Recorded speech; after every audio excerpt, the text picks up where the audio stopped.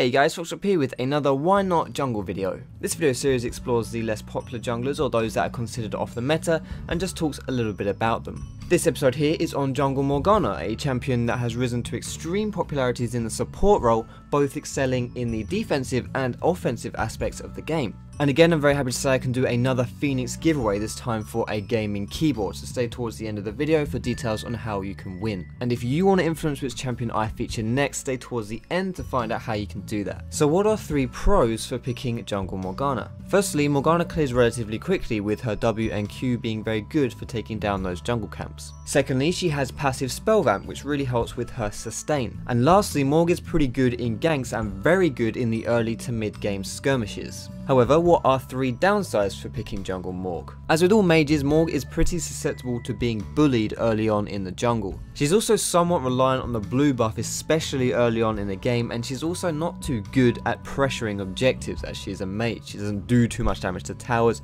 or to dragon. So what are my overall thoughts on picking jungle Morgana?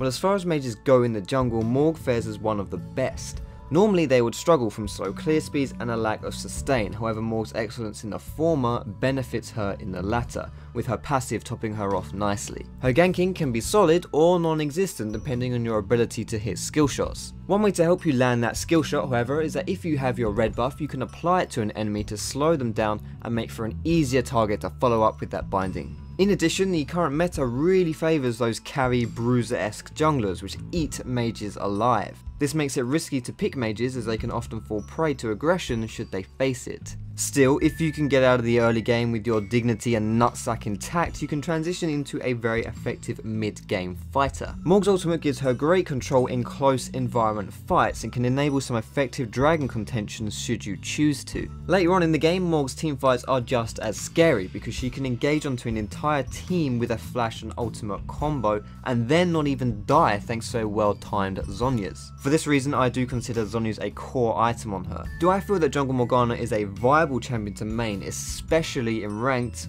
Well, not really, no.